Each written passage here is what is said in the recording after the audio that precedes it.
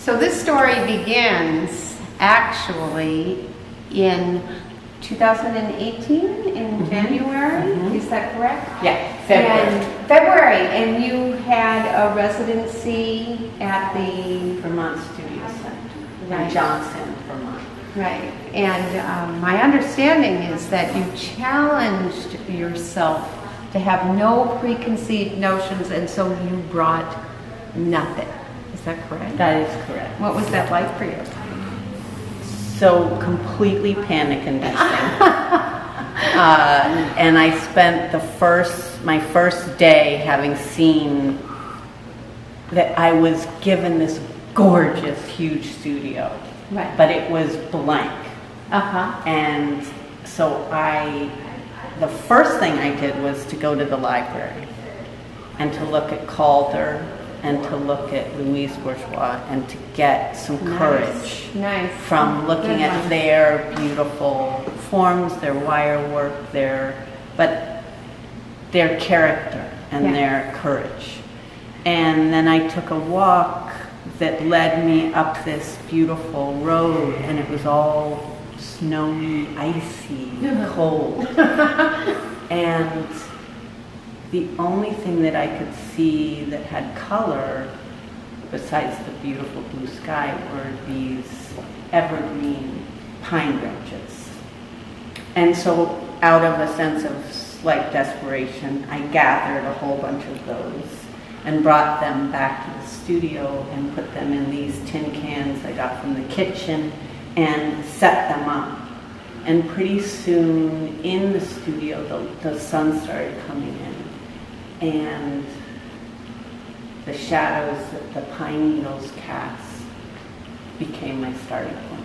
That's And wonderful. I was led from there to, of course, see that, of course, I was so drawn to this form, not only the color, but also the beautiful wiriness of the pine branch. Yeah, I think that what it is about the kind of wiry form for you is that then it's not like a still life, it's a form that interacts with everything around it. The Yes. air, the light, it creates its own shadows, almost like it gives you drawing lines on the wall. Yes, exactly. Right. So that whole idea of a drawing that is in space. Exactly. I So love the that. pine needles, you could see it as an object, but also it's when the shadow gets cast, it's like the most beautiful drawing that nature is doing, and that you see everywhere when you're outside, and it's hard to see amongst all the, us city dwellers. Yeah, and it's constantly changing. Right. I remember talking to you about the colors of shadows. I think that's so fascinating. During different times of the day, I think some of the pieces actually have loaned themselves to color a little bit more, don't you think? I don't know that I'm doing that, but I can see how, that is a color that naturally occurs in a shadow. It's usually kind of toward a purpley, almost a lavender. Right. And then the show, which was originally scheduled to be in April, got delayed because of the pandemic, and so we're just having it now in September. So we've had a lot of time to think about and talk about this, and the title of the show is Burst. Can you talk a little bit about that?